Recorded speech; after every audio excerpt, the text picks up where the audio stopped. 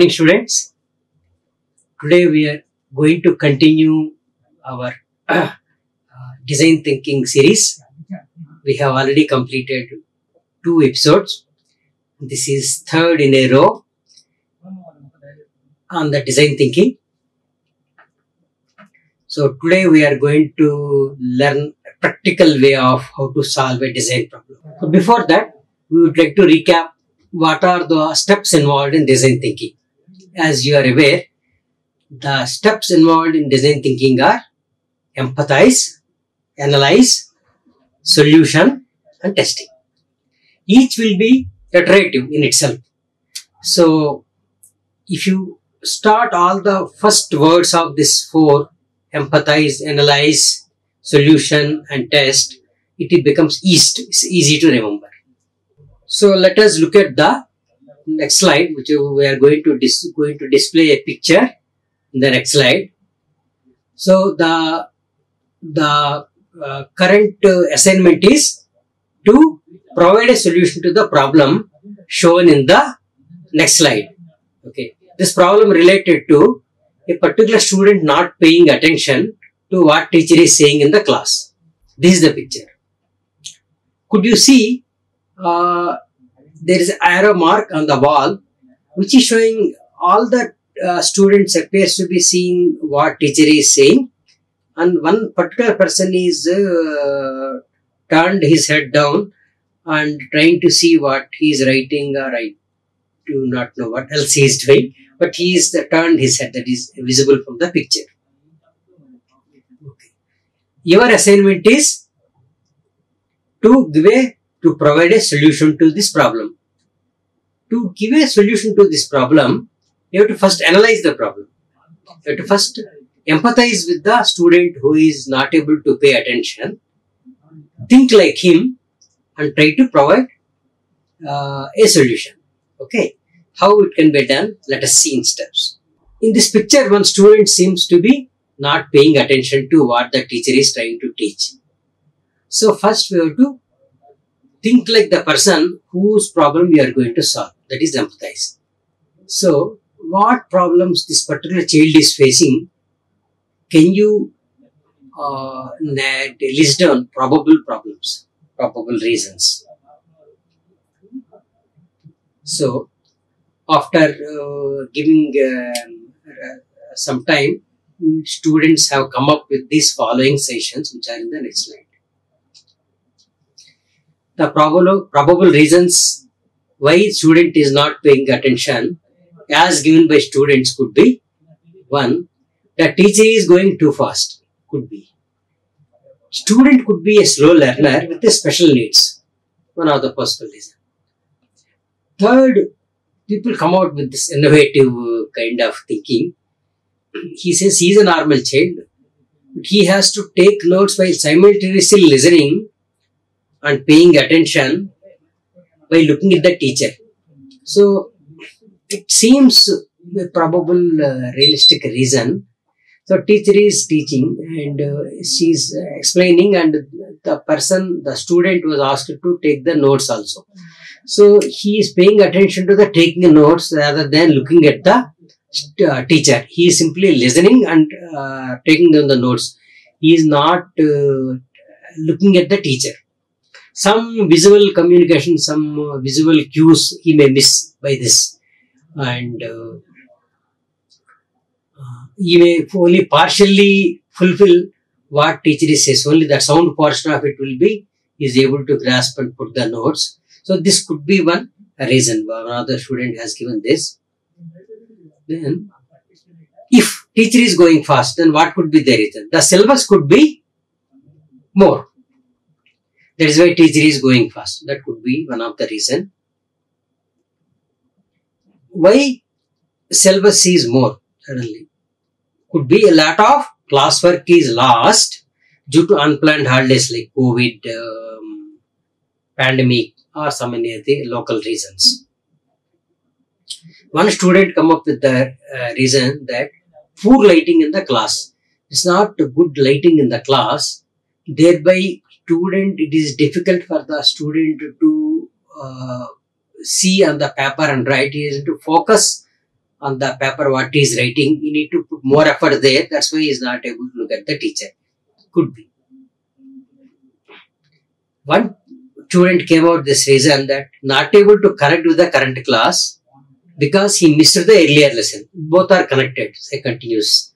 So he is not able to connect with the current lesson. That's why he is not paying attention. There could be many such reasons. Okay. So once you come up with the reasons here, then you will try to provide a solution. And then you test that solution and finally talk with the people who are the users, and finally you can release in the market that whatever, suppose a product, new product you are going to give. Let us assume that you are going to give a product where you need not have to take the notes in the class, where it will get recorded. Only you have to pay attention to the what teacher is saying. It gets recorded. You can use it later. So you can also share with the other people notes. So there can be any kind of innovative solutions could be there for this.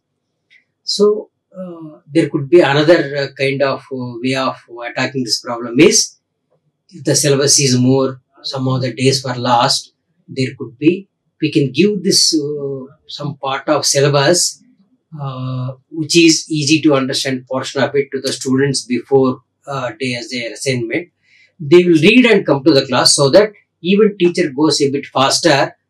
People can understand because they already studied this chapter previous night with their own skills. So the kind of solutions can come. It depends on the what is the real problem. So you have to dig and find out. We are going to now learn about a person who is considered father of design thinking. Okay. So let us see his picture now. He is Genrich Alschuler. Okay. He is a Russian. You could see the picture where lot of icy background is there. So you are right. This is very icy background. This is a very strong winter conditions in Russia, in the Siberian, that kind of area in Russia, where hundreds of miles you cannot find any other human being, even if you walk down. So there's a big area, and so it's a kind of a jail. This photo belongs to a jail where Alschuler was jailed. It's an open jail. People cannot easily escape because even if they escape from this, they have to walk hundreds of miles to meet a fellow human being. So that kind of a open jail. So Alschuler was working in the patent office of Russia. So his job is to scrutinize the applications whatever coming for patent request. As you know, patent is a document given by the government in response to an application filed by an inventor, disclosing the invention to the government, so that after the patent period is over, this invention will be available in the public domain and useful for the people. Others people can use this invention. So he is scrutinizing the applications.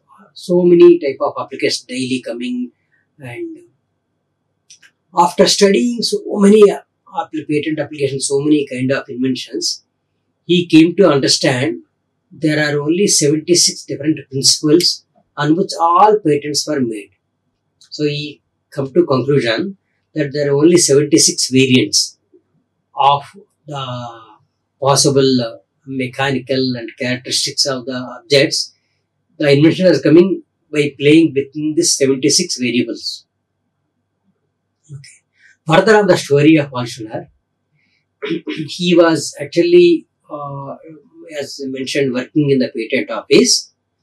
So he found how to do scientifically work out a invention, how to do a design thinking, how to solve a problem. So he come to strong belief that he can solve scientifically any problem with these principles, what he has listed of 76 principles. He didn't stop there. He wanted to help the government. He wrote a letter to that then president of Russia, I think Stalin at that time. So the letter narrated how he can solve people's problems with this, using this, applying the 76 principles. But he didn't stop at that. His letter slightly contained mild criticism of what the current state of affairs means. He is criticized how the current system is there. So Stalin is a big man, and he is not expected to reply very soon. So a few months passed, he didn't receive any reply. One fine day, the police knocked at his door. Are you sure? Yes, I am sure. So you are under arrest. Then he asked, what for? Have you written this to Stalin? Yes, I have written this. Then you are under arrest. So he was arrested and put in the Siberian open jail, and for 5 years or so. But he didn't get demotivated. He actually utilized this time to discuss this 70 principles with various kind of staff, people in the society, like doctors, scientists, nuclear scientists, veterinary doctors, then microbiologists. So he is worried whether all this kind of people are available in the jail to discuss. To his luck, there are many kinds of people, all these kinds of people available in the jail. So he fully utilized this 5 years time to take interviews with those people and further refine his 76 principles. And finally, he wrote a book. So then after that, meantime, Stalin was dead, and all these political prisoners were released. So he published his book after release. This is the book, Innovation Algorithm. Algorithm means a scientific or mathematical method of solving a problem. So he called this as innovative algorithm. TRI, the TRIS, he called it TRIS. This is the book. Of course, this book was in Russian. Theory of Inventive Problem Solving. If I translate it to English, it is Theory of Inventive Problem Solving. Theoria is British as Jada Touch. If I spell correctly, that is the word. So, but in English, it is Theory of Inventive Problem Solving. So, he formulated like a mathematical problem, how to solve the problems. Excellent way of analyzing. So, he listed these principles like this. He found there are the only 40 characteristics of a technical system. By varying various ways of these things, you can solve any problem. That's what he formulated. So, we are not going to discuss all of these 40 issues. We are, for learning purpose, we are going to analyze 2 or 3 principles, which I find very interesting and probably most important of this 40. But this I have listed so that for your benefit, you can use other variants too for your future problems.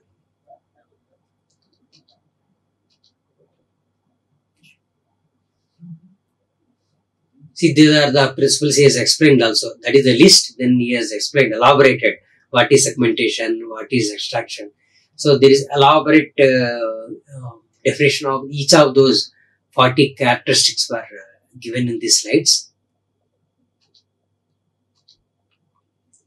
He has similarly explained asymmetry, what is consolidation and all that. This was originally written in Russian. So English translation, he gave the elaborate meaning of what he means.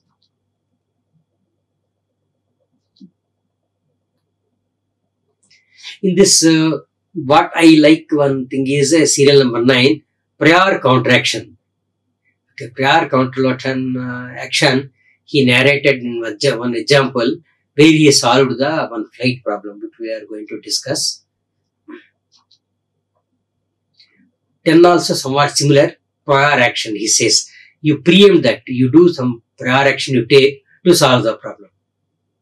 These 9 and 10 we are going to use in future, one of the work out examples to show how these principles he applied.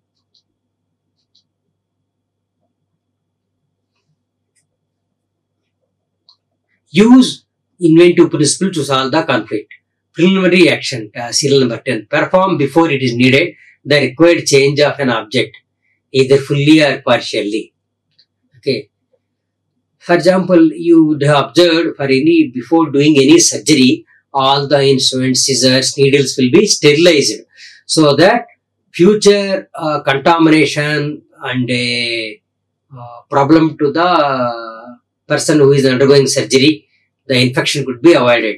So sterilize all instruments. There is a pre-action to avoid the future problem.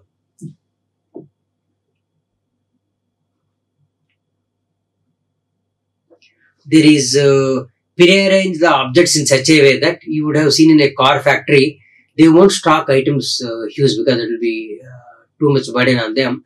They will arrange in such a way that all the parts required for a car, first undercarriage, then seats, then steering, they will come in a particular order to the factory so that they pre-organize these things so that everything will come in place and just in time.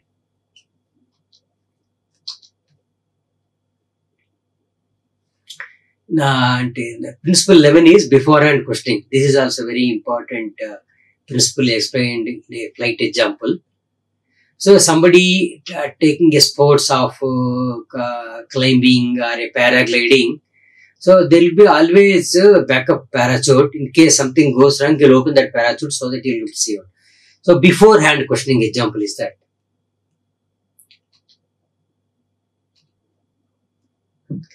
So he has also narrated, do it in the reverse. So sometimes this will solve the problem. So like that he narrated many other principles, 40 principles. You play around these 40 principles, you will get a solution.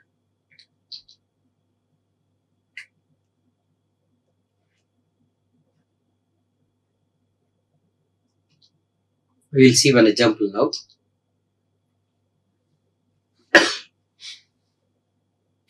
In this picture, some kind of chocolates or biscuits, some kind of eatables, they has to be cooled.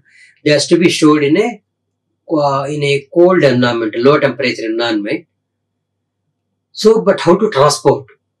What he suggested is pre-cool these things to a lower temperature than what it is. Suppose 20 degrees is the one which is comfortable to store. He says cool it to 5 degrees. So, and transport within 2 or 3 hours.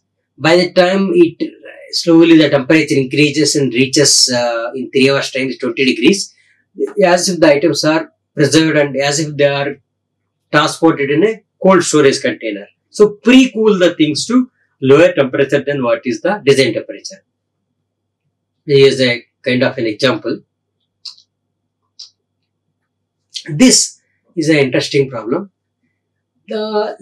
When the flight lands suddenly, already it is at a speed of close to 200 to 250 kilometers per hour speed when it is touching down. So there is a sudden wheels are stationary before it touches the ground. So suddenly it has to be accelerated to 250 kilometers per second speed. So that is a kind of a acceleration shocks to the wheels and that hydraulic landing gear.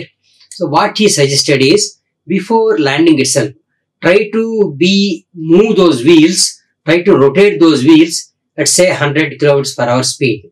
So that already they are in the rolling action. When it touches the ground, it further easily rolls. There will not be much shock for the landing gear system.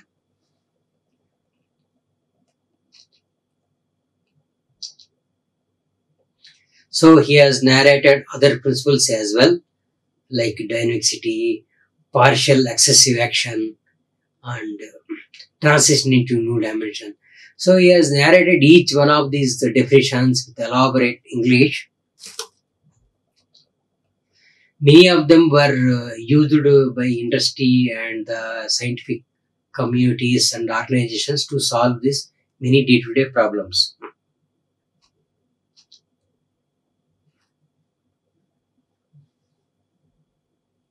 21 is very interesting. Rushing through.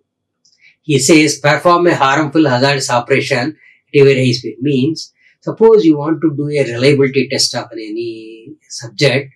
So sometimes it will be tested not at the design condition, almost double the design conditions. So that if it withstands double the design conditions, say that vehicle is supposed to travel at 100 km per hour, you drive and see at 200 km per hour. If it withstands, it can be safe that reliably operates in the very worst conditions. So rushing through is one of the examples he has told.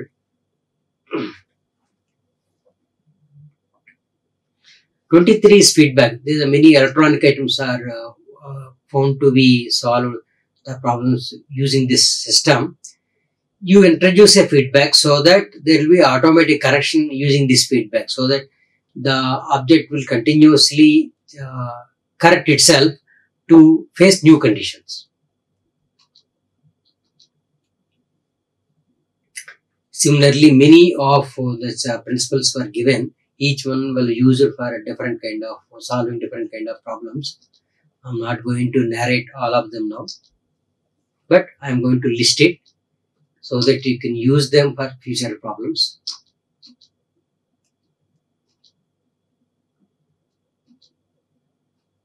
So total he has put 40 such different principles.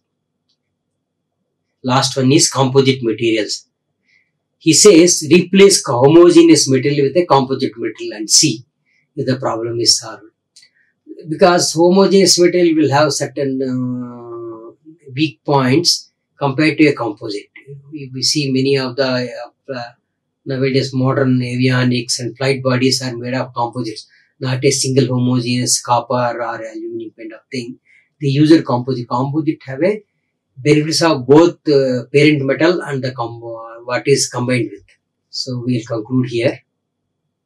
Thank you. Like, share and subscribe. Hit the bell icon for more updates.